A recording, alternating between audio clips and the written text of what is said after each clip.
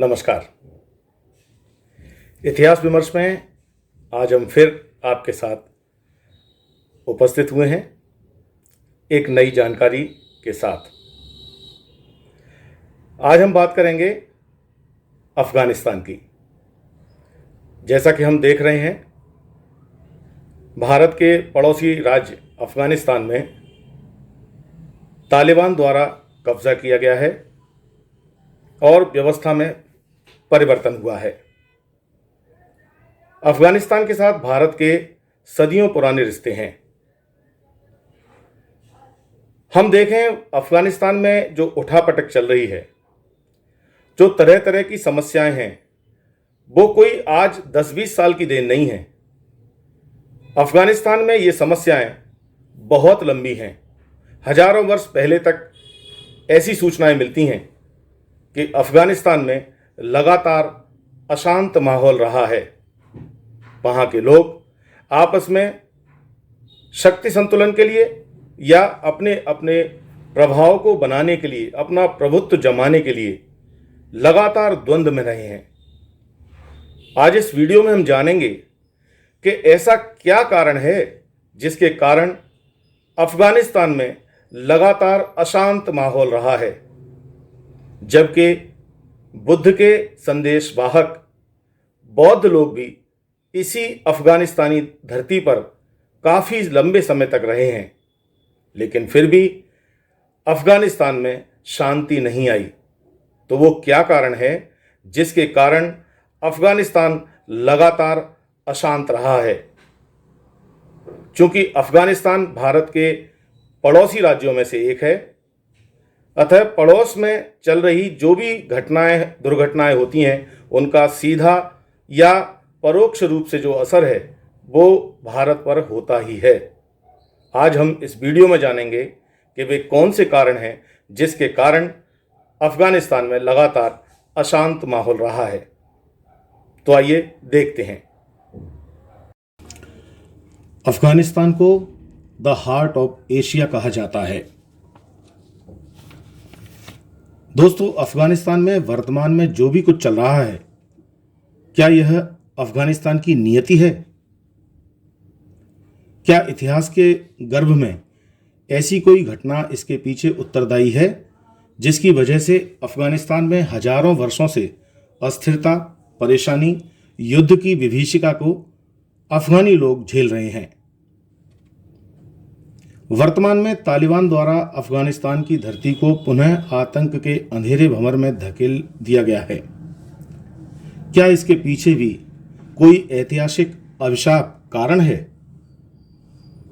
इस वीडियो को आप पूरा देखें और समझें कि किस तरह एक महाभूल और धूर्त चालबाजी के कारण सुगंध के लिए मशहूर यह धरती अभिशप्त हो गई। दोस्तों, बात 2-5 हजार 2000 वर्ष की नहीं, अपितु और बहुत पीछे तक जाती है। हमें अफ़गानिस्तान संकट के संदर्भ में महाभारत काल में चलना होगा, क्योंकि वहीं से अफ़गान संकट गहराता गया। महाभारत काल में गांधार एक प्रमुख राज्य था, जो आज के पाकिस्तान तथा अफ़गानिस्तान का पूर्वी हिस्सा था। वर्तमान में इसे कांधार के नाम से जाना जाता है। कांधार इस क्षेत्र के दक्षिणी भाग में स्थित है।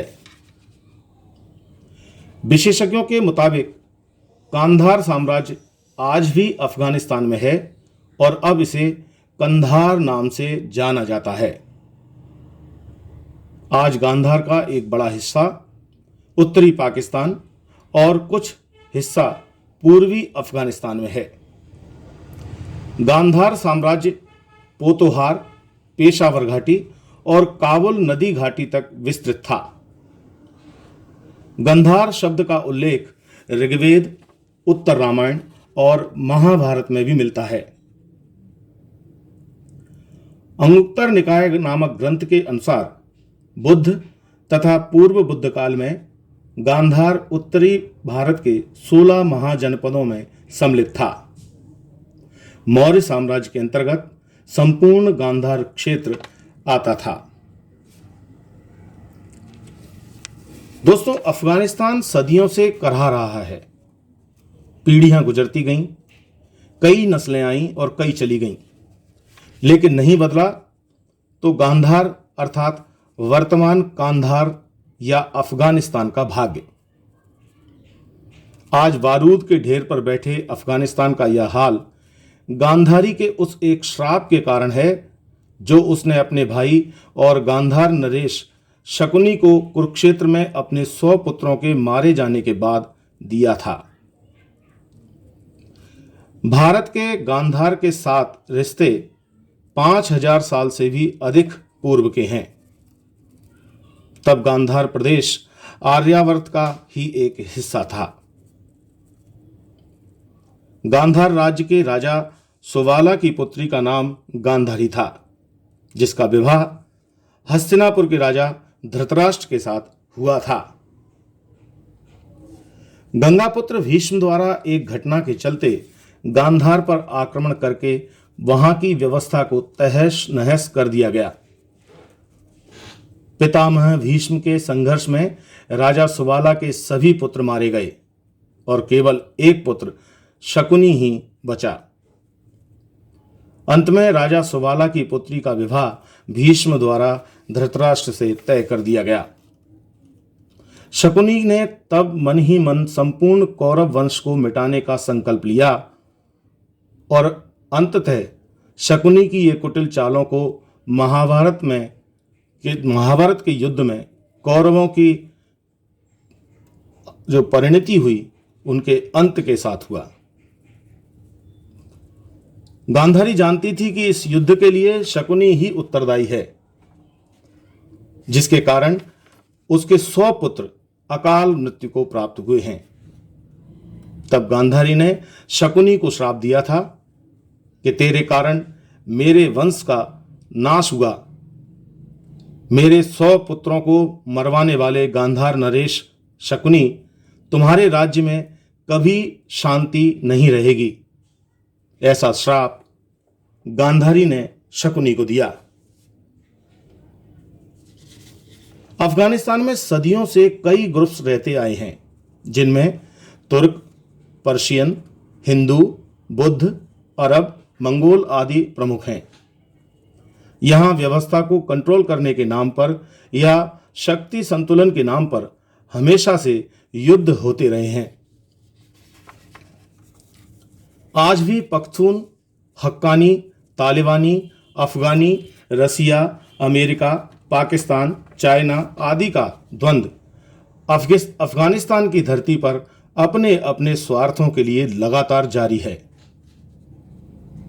अफगानिस्तान पर तालिबानी कब्जे के बाद ऐसा लगता है कि गांधारी द्वारा शकुनी को दिया गया श्राप अभी और लंबे समय तक इस क्षेत्र पर दिखाई देता रहेगा। जब शांति दूत महात्मा बुद्ध के अनुयायी इस क्षेत्र में शांति स्थापित करने में नाकामयाब रहे हैं, तब भविष्य का अफगानिस्तान कैसा होगा, यह वर्तमान परिदृश्य को देखकर आसानी से समझा जा सकता है। तो दोस्तों, मुझे विश्वास है अफगानिस्तान के संदर्भ में ये जानकारी आपको रोचक लगी होगी। अफगानिस्तान की जो वर्तमान परिस्थितियां हैं उसमें कहां तक गांधारी का श्राप उत्तरदायी है, ये आप जरूर चिंतन करेंगे। आज के वीडियो में यदि आपको ये जानकारी पसंद आई हो तो आप अपने लाइक से और अपने कमेंट्स बॉक्स में जाकर अपने कमेंट्स से हमें बतला सकते हैं। हम समय समय पर विभिन्न संदर्भों को लेकर आपसे चर्चा करते रहते हैं इतिहास विमर्श में। आजकल प्रवेश का समय चल रहा है, कॉलेज में नवीन प्रवेश का, नई शिक्षा प्रणाली के संदर्भ में भी हम चर्चा करते रहे हैं। आने वाले वीडियोस में भी हम जो कॉलेज गोइंग बच्चे हैं उनको क्या क्या चीज़ों का ध्यान रखना चाहिए इस विषय पर चर्चा करेंगे। आप इतिहास विमर्श से जुड़े रहें, इसके लिए ज़रूरी है आप इतिहास विमर्श की इस चैनल को सब्सक्राइब जरूर करें। यदि आपने अभी तक इस चैनल को सब्सक्राइब नहीं किया है तो आप सब्सक्राइब करें। साथ में बेल आइकन भी दबाएं और ऑल के ऑप्शन पर जाएं, जिससे इस इतिहास विमर्श में जो भी सूचनाएं हम दें वो सबसे पहले आप तक पहुंचें। आपने इस वीडियो का आनंद लिया, आपका बहुत बहुत धन्यवाद। जय हिंद।